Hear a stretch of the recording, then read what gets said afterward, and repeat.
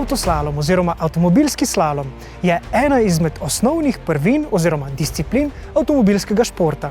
Je namreč izjemno primeren za iskanje dirkaških talentov. Zakaj? Ker od voznika zahteva, da ima zelo dober globinski vid, da zelo dobro ocenjuje razdaljo, oddaljenost oziroma hitrost in da zelo dobro predvideva. Ampak ta slalom bo nekaj posebnega. Odpeljali ga bomo namreč dinamično, ampak obenem tudi udobno in povsem varno. Torej, odpeljali ga bomo precizno in z zvrhano mero vozniškega občutka. V ekipi avtomobilnosti smo hitro začeli z razmislekom, kdo izmed članov odpelje najlepši slalomski zavoj. No, namesto da bi začeli brusiti robnike, pa je padla odločitev, da referenčni čas raje postavi nekdo, ki preverjeno ve, kako se streže vijuganju med slalomskimi vratci. Pa se popeljimo skozi tekmovalno progo slovensko smučarsko šampionko. Postavljeno je malo slaloma, malo smuka, malo dolge zavoj, malo kratki zavoj in je treba seveda predvidevati, s kakšno brzino prideš v določen zavoj in koliko lahko dodajaš v hitrost. V bistvu sem vedno, ko sem bila tekmovalka, ciljala na to, da bom imela direktno linijo in sem bila prepričana, da je to najhitrejši, pa ni, ampak je včasih boljše, da imaš malo več smeri in ohranjaš veliko hitrost, kot da se zabijaš v zavoje. Tako da to bom probala narediti zdaj. Upam, da bo prijetno se voziti z mano. Ok, če smo pripravljeni, potem da vidimo, kakšen čas bo postavila Tina. 3, 4, zdaj. Začetna strmina, damo malo gasa, da dobimo brzino za prve zavoje. Prvi zavoji so dokaj enostavni, potem se distanca zbliža, tako da je treba primerno hitrost prilagoditi. Dinamično, udobno in varno, ne? Da vidimo zdaj to. Tukaj je en dolg zavoj, ki me spominja na smuk, ki se tu malo zapre v sredini zavoja, tako da je treba primerno hitrost brati. A ja, če podre stožec, se pribije 2 sekundi, ne? In še zadnja 2 zavoja proti ciljni strmini, kjer bi dala roke, če bi imela smuči, pa jih nimam. In tukaj se zmagoslavno ustavimo v cilju, Evo, po doseženem času.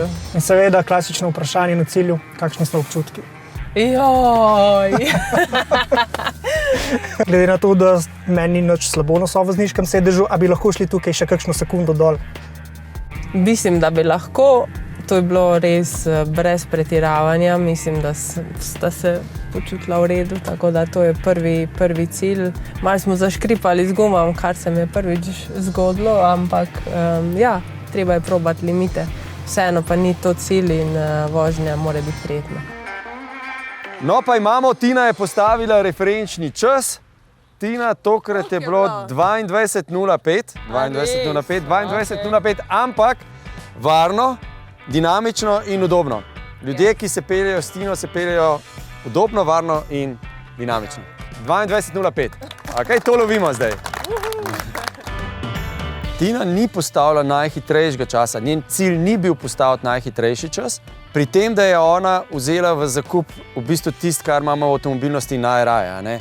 In to je, da je dinamična, da ni vožnja zaspana, ampak je hkrati ne samo varna, ampak tudi za sopotnike v bistvu udobna. In to je pa tudi točno to, pod kar se pravzaprav mi podpišemo. In tak čas je postavila tako, da to boste pol lovili, ne? Kdo gre prvi? Tako kot pred vsako slalomsko tekmo, pa je treba pred nastopi tekmovalcev dobro preveriti razmere na progi.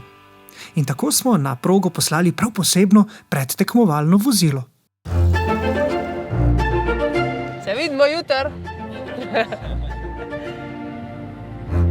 Čak je zdaj dol? Ali še ne? To je zdaj kaj, druga?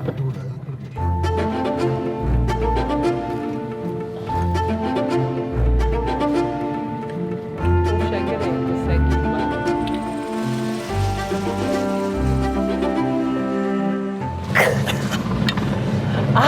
Sino. Zdaj vem, zakaj so bile ženske včasih ful bolj močne kot zdaj. Že legendarni prvi DS nam s svojimi inovativnimi tehničnimi rešitvami ponudi pravi vpogled v doseganje zmagovalne vozniške kombinacije. Za zmago je namreč potrebno izvleči kar največ iz sveta udobja, a ob tem ostati prepričljiv v zavojih. Citroen DS je bil predstavljen na pariškem salonu leta 1955. Takrat je bil to totalni boom, čist nekaj novega, predvsem hidravlično zmetenje, se pravi avto plava na hidravličnih kroglah in je absolutno bolj udoben kot karkoli do zdaj. Ponavadi, kdorkoli se usede vzadaj, pa je vsaj malo utrujen, po 5 minutah spi. Z hidravličnim oziroma servo volanom je bil to prvi avto na svetu, ki je obračal luči v vink. To je kakor ne vem kakšna strašna novotarija. To je ta avto sicer luč ta dolgo, ta notranjo, ta malo, obračal že leta 1967, to, ki je bil takrat Citroen oziroma DS napreden. In na kombinacijo tehnološke naprednosti, vrhunskega udobja in vozniške prepričljivosti stavijo tudi sodobni DS-i. Le stežka bi si torej izbrali bolj primernega avtomobilskega sopotnika, kar so v en glas potrdili tudi naši gledalci, ki so se za voljo tega izziva prelevili v bojevite, a kritične ter novih izkušenj in znanj željne tekmovalce. Udobno, dinamično, pa hiter. A lahko rečete zase, da ste tak voznik? Ja, jaz mislim, da sem kar v redu. Bomo videli.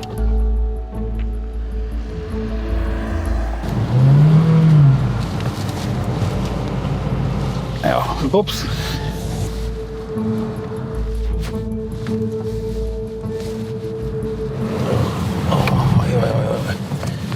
Pa slabo. Tale je kar dober, ko je dolgi.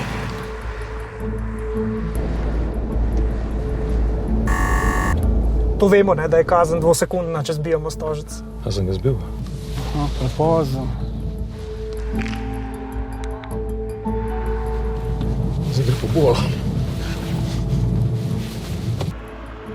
Ok, občutek, kaj je bilo tam narobe? Preveč gasa je bilo. Pod krmaro je avto, naprej ga nesel.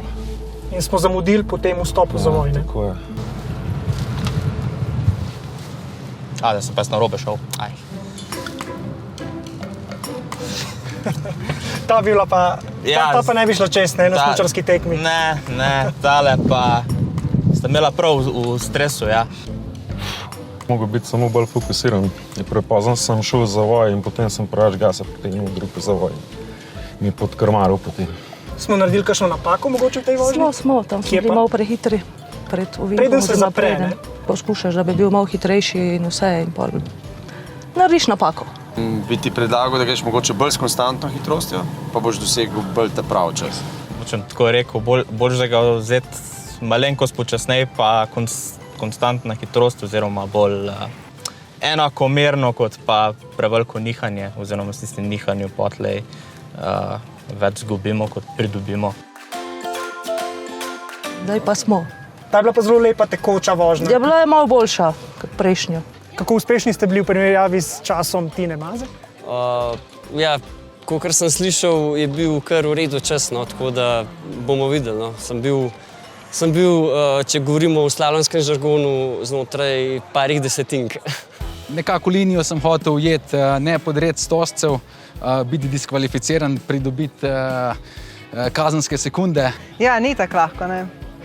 Moraš kar razmišljati, biti fokusiran, natančen, vedeti tako, kako boš imel že prej kaj predvidevati mogoče.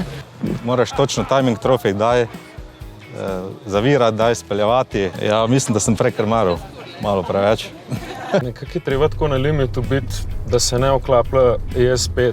Malo preden začne drseti avto, moraš se umiriti oziroma popraviti avto, tako da gre že spet bolj naravnost. Se je tudi zaslišal po škripanju gum parkrat, v tistem sem probal malo bolj dinamično iti. Tako da je bilo v bistvu zelo, asistence je bilo kar veliko takrat, vse je vklopil. Ste upravili za svojo vožnjo, kako je bilo, bom tipična novinarka, kakšni so občutki? Zdaj še polna adrenalina dejansko. Super, športno potegne itak, tudi udobno. Kaj je bilo težje, slalomski zavoj ali ta dolg? ko je bil mal smukaški. Ne, jaz bi rekel mogoče slalomski. Slalomski. Ja. Končni splen tokratnega izziva je torej ugotovitev, da divjanje skozi zavoje ni le nevarno in neudobno za sopotnike, pač pa je lahko celo počasnejše od primerno prilagojenega ritma vožnje. In seveda, tekmovalci so na zaprtem poligonu lahko iskali tudi limite tehnike, a naš test ne bi bil smiselen, če ugotovitev ne bi mogli preslikati tudi na cesto v promet. Kaj vidite recimo po bankinah, da iz bankin velikrat pesek gor na asfalt zmečejo. To je zaradi tega, ker peljejo očitno prehitro in potem kradejo ovink in gre na bankino. Lahko bi šel pač ali nekoliko počasneje ali pa z isto hitrostjo, pa ne na bankino, kar pomeni, da bi nekoliko kasneje začel zavijati. Vsekakor je potrebna mehkoba. Tudi v vsakodnevni vožnji poskušam voziti čim bolj tekoče, s čim manj zaviranja, varnostna razdalja, na način, da je tudi sopotnikom udobno, da jih ne preveč premetava, da rečem. Ko nimaš tiste, bomo rekli, mreže za paditi, se bistveno drugače obnašaš. No, sedaj pa nam je preostalo le še to, da razglasimo zmagovalca. Tina je postavila referenčni čas. Se pravi, je super vrhunski.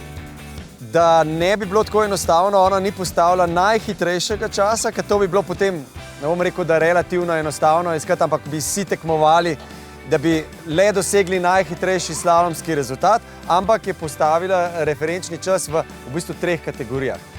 Najbolj dinamično, najbolj udobno in najbolj varno. In vi ste lovili pravzaprav njen rezultat take vožnje. Zmagovalec pa je tisti, ki se je najbolj približal, in to je Matej. Kje je Matej? Ja, evo ga. Evo, bravo, čestitam. Bravo, evo, dobro super. Sem ga naučil. Evo, tako da imamo zmagovalca. Hitrost in dobra linija. Moraš ponekod malo pospešiti, ponekod pa malo zmanjšati. Pametno. Tu se dela razlika v času.